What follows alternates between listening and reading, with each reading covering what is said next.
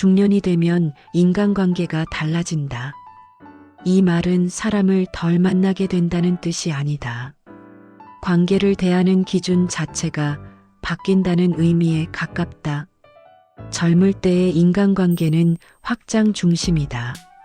사람을 많이 알고 관계를 넓히고 연결을 유지하는 것이 능력처럼 여겨진다. 불편해도 참고 어색해도 이어가고 맞지 않아도 노력한다. 관계를 놓는다는 건 실패 같고 미성숙처럼 느껴지기 때문이다.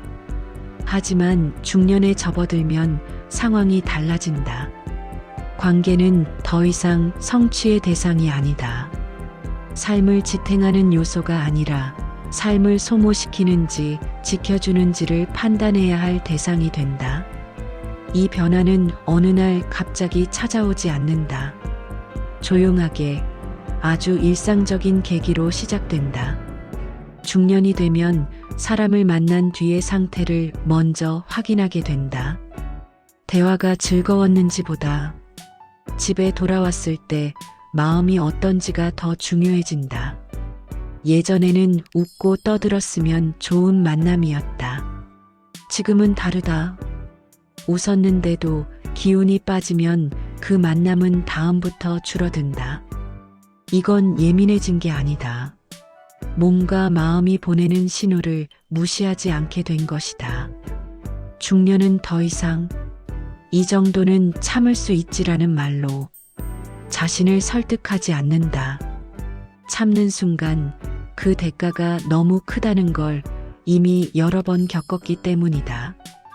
또 하나 달라지는 점은 관계에서 설명해야 할 것들의 무게다. 젊을 때는 설명이 자연스러웠다. 왜 바쁜지, 왜 이런 선택을 했는지, 왜 요즘 연락이 뜸한지.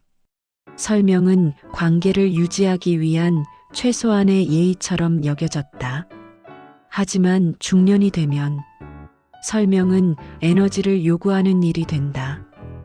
하루 종일 일과 역할 속에서 설명하며 살아온 사람에게 사적인 관계에서까지 자기 삶을 해명해야 하는 관계는 버겁다. 그래서 중년은 설명이 필요 없는 사람에게 더 마음이 간다. 이해를 구하지 않아도 되고 납득을 요구받지 않아도 되는 관계. 이 시점에서 관계는 명확히 갈린다. 설명이 계속 필요한 관계는 자연스럽게 멀어지고 말이 없어도 유지되는 관계만 남는다. 중년의 인간관계에서 가장 큰 변화 중 하나는 시간에 대한 태도다. 젊을 때의 시간은 비교적 유연하다. 조금 무리해도 회복할 수 있고 약속을 늘려도 버틸 수 있다. 중년의 시간은 다르다. 하루의 밀도가 높고 회복에는 계획이 필요하다. 혼자 있는 시간은 사치가 아니라 필수다. 그래서 중년은 자기 시간을 당연하게 여기는 사람에게서 멀어진다. 부르면 와줄 거라 생각하는 사람, 거절하면 서운함을 표현하는 사람, 자기 리듬에 상대를 맞추려는 사람. 이런 관계는 좋은 사람이어도 유지되지 않는다. 인간관계의 문제가 아니라 생활 리듬의 문제이기 때문이다.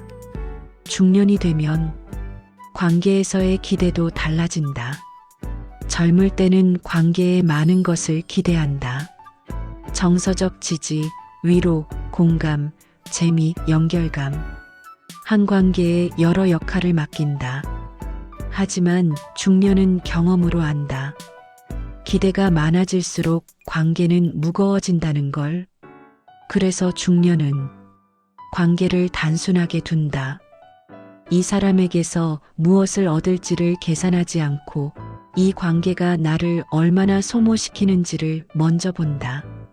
이 기준이 생기면 관계는 자연스럽게 정리된다.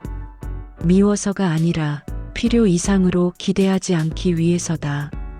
중년의 인간관계는 갑자기 냉정해진 결과가 아니다. 오히려 더 현실적이 된 상태다. 사람은 변하지 않는다는 걸 받아들이고 모든 관계가 깊어질 필요는 없다는 걸 인정하고 연결보다 안정이 중요해졌다는 걸 깨달은 결과다. 그래서 중년의 인간관계는 화려하지 않다.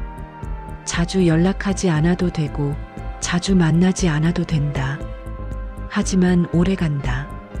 사람이 줄어든 것 같아 보일 수 있다. 하지만 실제로는 관계가 줄어든 게 아니라 관계의 기준이 명확해진 것이다. 중년이 되면 더 이상 모든 관계를 붙잡지 않는다. 그건 포기가 아니라 선택이다. 지금의 인간관계가 예전보다 조용해졌다면 그건 실패가 아니라 당신이 자기 삶을 지키기 시작했다는 신호일지도 모른다. 인생 다시 보기